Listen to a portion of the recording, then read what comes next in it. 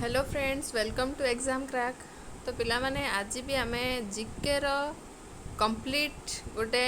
30 question रो variety question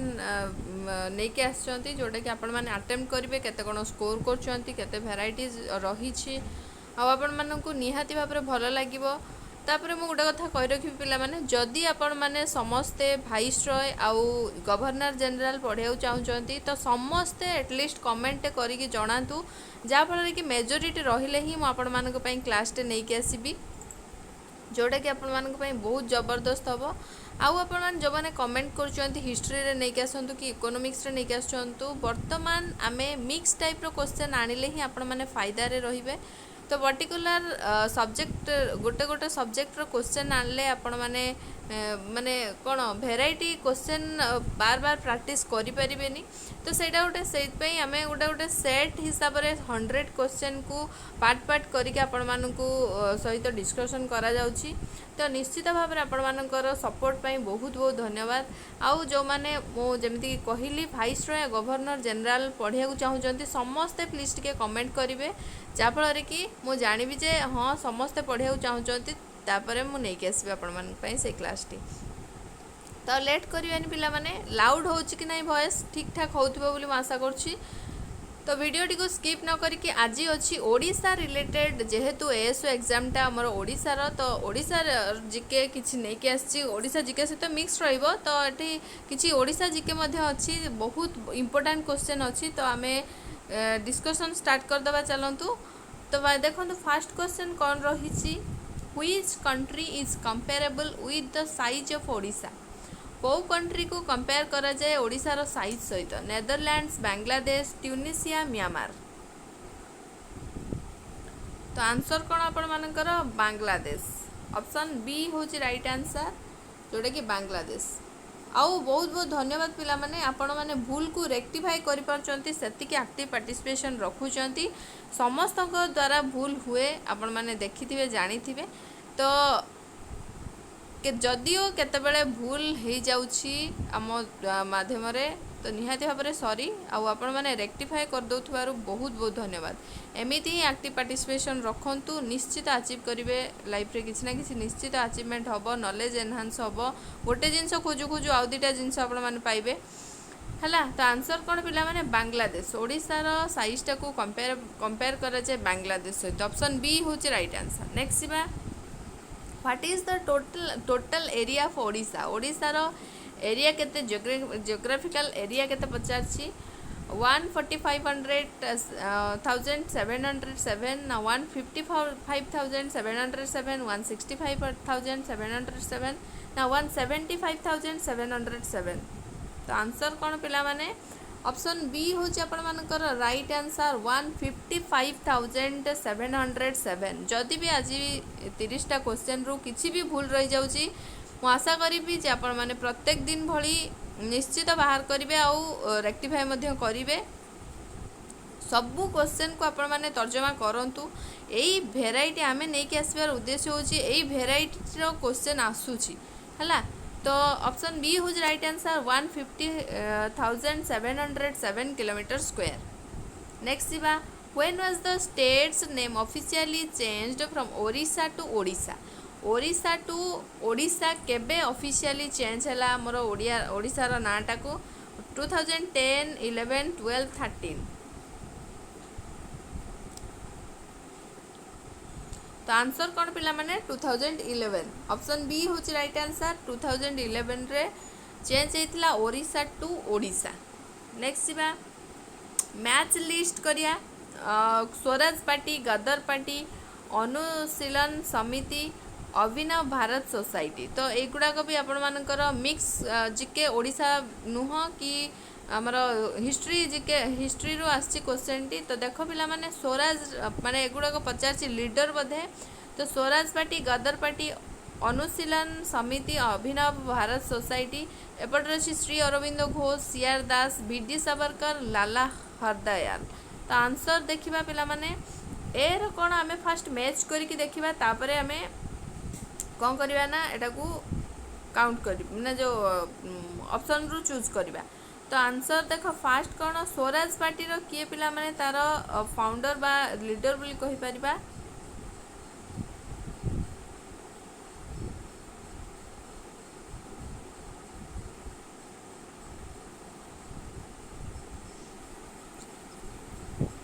तो fast Swaraj party पिला माने सीआर दास होचंती तार फाउंडर बा लीडर बोली कहि परिबा सीआर दास बा Chittaranjan Das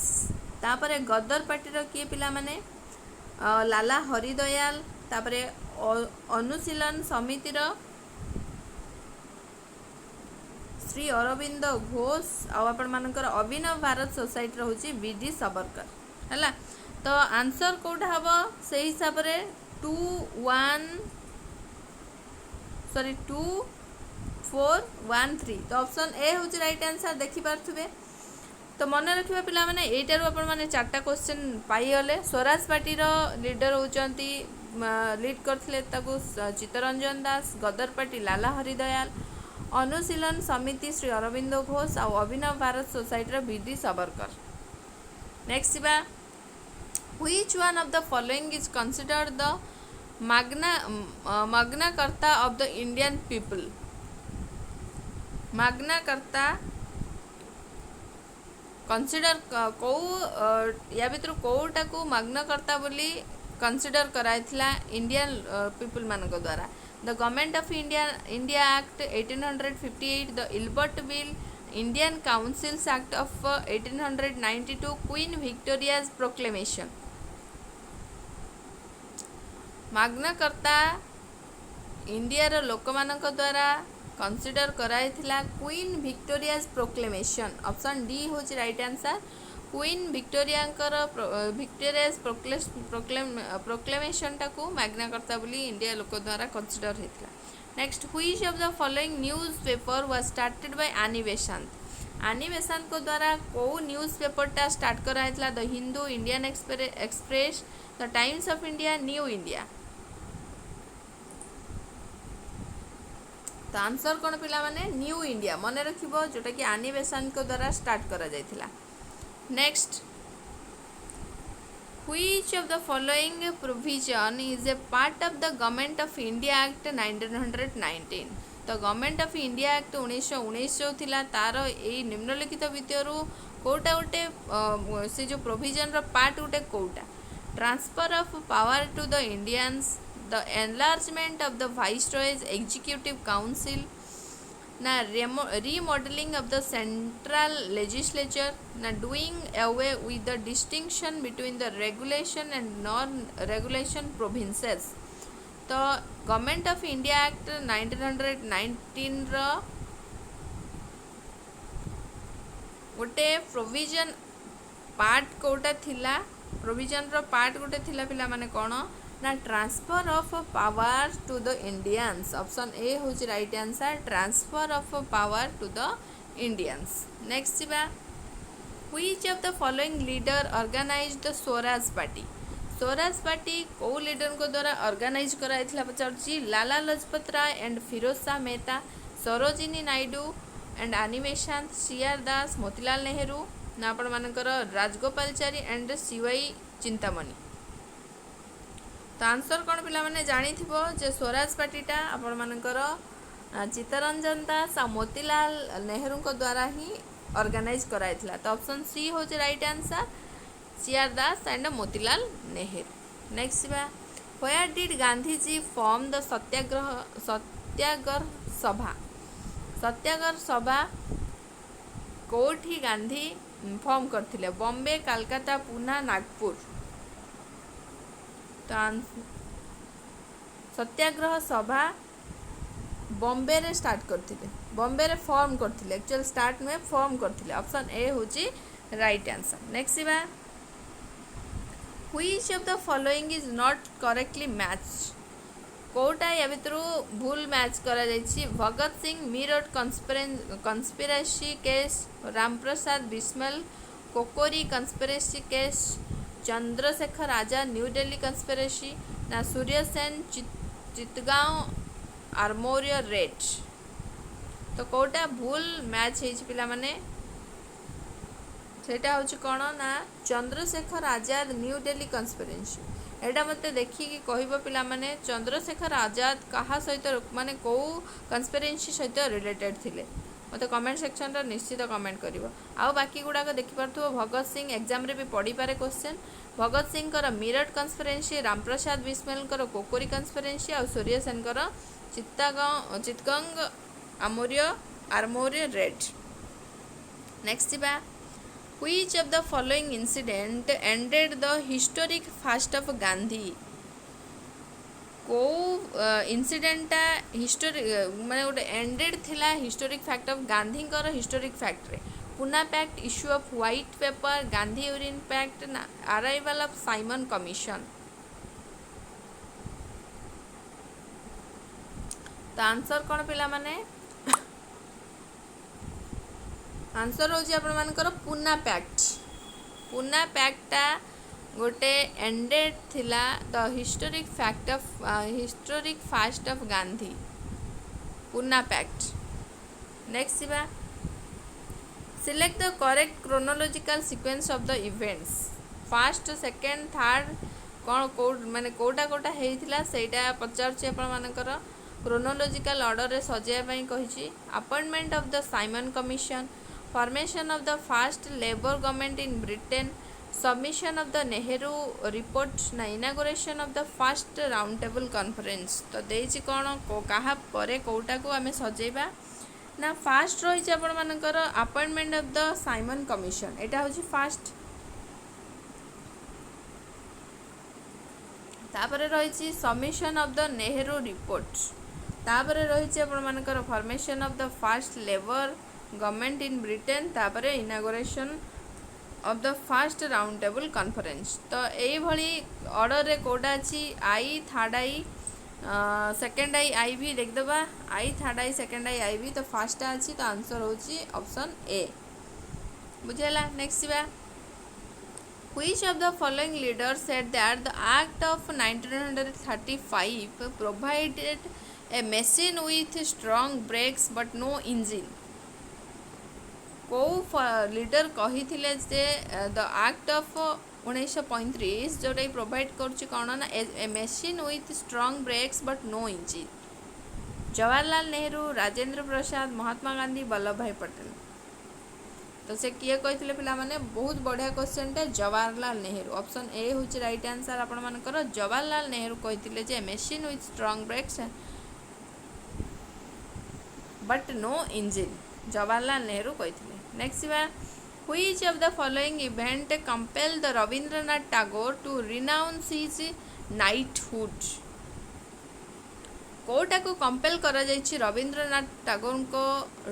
to renounce his knighthood renounce करया पई तो कौन to protest against Jallianwala Bagh incident to protest against lathi charge on Lala Lajpat Rai that caused his death to express solidarity with the leaders of non-corporation movement, to express solidarity with the protesters against the arrival of Simon Commission। तो answer कौन पिला माने आपण मानकर to protest against the Jallianwala Bagh incident compel the Rabindranath Tagore to renounce his knighthood. तो option A होची right answer. Next बा Consider the following according to the correct chronological order of the Governors General during British India। तो बढ़िया question तो governor general कर जो आम कहते जे डिस्कसन करवा आउथर मध्य कही रखुची समस्ते जदि पढ़िया को चाहूब governor general and viceroy तो कमेंट सेक्शन रे मोस्टली तो निश्चित भाव में समस्ते कमेंट कले ही सेटा पूरा फुल डिटेल सहित मुझे नहीं आसबि। तो फास्ट किए सेकेंड किए थर्ड किए फोर्थ किए थिले मु कहि रखुची फास्ट होची आपण मानकर वेल्सेली लॉर्ड वेल्सेली तापरे Marquess of Hasting Warren Hasting बा मार्केस ऑफ हेस्टिंग तापरे आपण मानकर ऑर्डर रे अछि पिला माने अमहर्स्ट आ तापरे बेंटिंग विलियम बेंटिंग सॉरी 3 एटा होची 4 तो ऑर्डर रे ही अच्छी तो ऑप्शन ए होची राइट आंसर। गवर्नर जनरल यही भली क्रोनोलॉजिकल ऑर्डर रे आसबे वाल्सेली हेस्टिंग आमहेस्ट बेंटिक। नेक्स्ट ଯିବା who among the following Indian cracks the British India Civil Services examination in the first time of Indian history यांको भितरु किए प्रथमे ब्रिटिश को द्वारा जो civil service exam British Indian civil services examination जो होउथुला फर्स्ट टाइम किए क्रैक करथिले इंडियन हिस्ट्री रो सत्येंद्रनाथ टैगोर आरसी दत्त बेहरी लाल गुप्ता सुरेंद्रनाथ बनर्जी तो आंसर होची कौन पिला माने सत्येंद्रनाथ टैगोर ऑप्शन ए होची right answer Satyendranath Tagore next बा who among the following governor generals repealed the vernacular press act of Lytton तो बहुत बढ़िया क्वेश्चन टे आपण मानकर vernacular press act Ilbert bill आउ कौ वाइसरॉय तांको माने कौ गवर्नर जनरल तांको मरी जाइथिले आपण मानकर तांको ऑफिस रे एभली सब बहुत सारा जनाशुना क्वेश्चन बार बार रिपीटेड आसे तो सेगुड़ा आम डिस्कसन कले पर जानिबा तो पचार कौन repeal the vernacular press act of Lytton Lytton को द्वारा जो वर्नाकुलर प्रेस एक्ट होता है रिपेल किए करथिले नॉर्थब्रोक डफेरिन एल्गिन रिपन तो आंसर होची कौन नॉर्थब्रोक ऑप्शन ए होची राइट आंसर नॉर्थब्रोक नेक्स्ट बा who among the British governor general shown great interest in the preservation of ancient monuments तो यांको भितर कौ गवर्नर जनरल आपण मानकर इंटरेस्ट देखैथिले प्रिजर्वेशन ऑफ मान जो एंशिएंट पुराना मॉन्यूमेंट्स थिला ताको प्रिजर्व करिया पई के बेसी इंटरेस्ट देखैथिले lord Curzon Ripon Lytton Irwin तो से किए थिले इरविन थिले लॉर्ड इरविन ऑप्शन डी होची आपण मानकर करेक्ट आंसर नेक्स्ट बा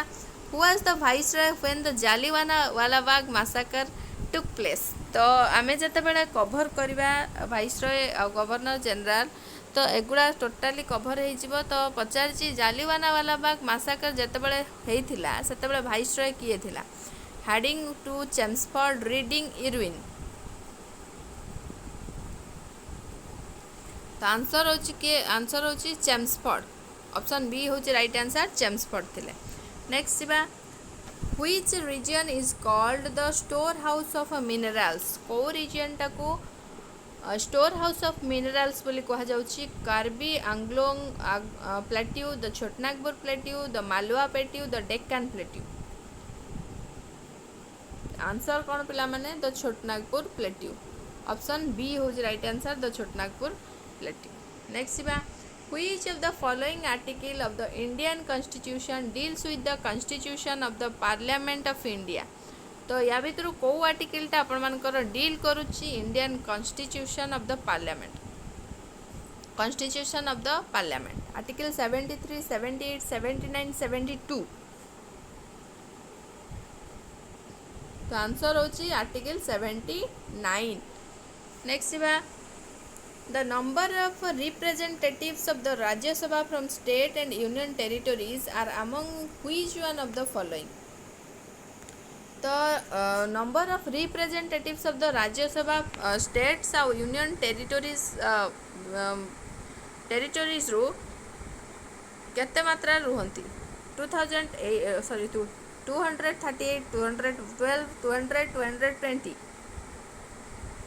तो आंसर होच पिला माने कोन 238 ऑप्शन ए होच राइट आंसर तो राज्यसभा लोकसभा प्रेसिडेंट गवर्नर आपण मानकर प्राइम मिनिस्टर चीफ मिनिस्टर सेगुड़ा सब बहुत भल से कंटेंट रे क्लियर करैथिली कंपेयर करिकि मध्य हाई कोर्ट सुप्रीम कोर्ट तो जाइए देखिबो जो माने देखिनो चैनल रो प्लेलिस्ट अवेलेबल अछि कंटेंट जीके कंटेंट पार्ट रे तो नेक्स्ट देखिबा how many number of members are nominated by the president to the Rajya Sabha तो प्रेसिडेंट को द्वारा राज्यसभा को केते जण मेंबर नॉमिनेटेड होइथांती 20 18 12 15 तो आंसर आपण मान समस्त जानथिबे इजी क्वेश्चन भी आंसर होची ऑप्शन सी 12 12 जण ही प्रेसिडेंट को द्वारा राज्यसभा को नॉमिनेटेड होइथांती नेक्स्ट देखिबा which among the following is not a standing committee आ भितर कोटा गोटे स्टैंडिंग कमिटी नुहे public accounts committee ethics committee railway convention committee business advisory committee तो आंसर होची option C railway convention committee option C होची आपण मानकर राइट आंसर नेक्स्ट बा which part of the constitution deals with the panchayats को पार्टा constitution panchayat सहित deal करुच्ची part I X X I X sorry double है आई एक्स टा एक्स आई तो आंसर होची कौन पार्ट आई एक्स जोटा कि पंचायत सहित डील करुच्ची। नेक्स्ट बा the panchayat system was adopted to panchayat system टा अडॉप्टेड करा जायछि to decentralize the power of democracy make people aware of politics educate the peasants none of this panchayat system टा कहीं अडॉप्ट करा जायछि पिला माने ना to decentralize the power of democracy democracy रो पावर टा को डिसेंट्रलाइज करिया पई तो ऑप्शन ए होछि आपण मानकर करेक्ट आंसर। नेक्स्ट बा directive principles of state policy is mentioned in days of the Indian constitution को पार्ट रे DPSP मेंशन करा जायछि part 1 VI V third I IV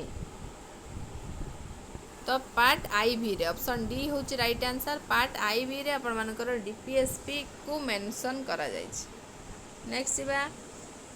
what is the tenure of office for the chief election commissioner तो केते माने वर्ष रही कार्यकाल वर्ष चीफ इलेक्शन कमिशनर 5 years और 65 years which ever is earlier 6 years or 60 years 6 years or 65 years 5 years or 60 years तो answer होची आपण मानकर 6 years और 65 years which ever is earlier तो ऑप्शन सी होची आपण मानकर राइट आंसर। नेक्स्ट बा which article in the constitution of Indian provides for the post of comptroller and auditor general of India CAG एटा भी मु आपण मानक सहित डिस्कशन करिछि कंटेंट रे तो CAG जो रहउछि controller and auditor general of India को आर्टिकल कॉन्स्टिट्यूशन रो को आर्टिकल ताको माने डील करुछि आर्टिकल 148 343 266 ना 248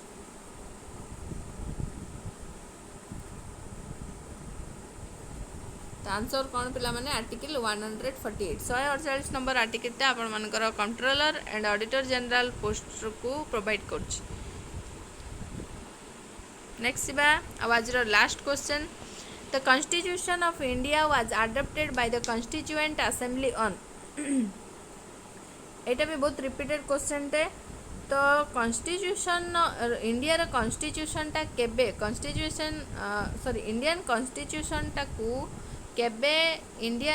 कॉन्स्टिट्यूएंट असेंबली द्वारा अडॉप्ट करा जायथिला 25 अक्टोबर 1958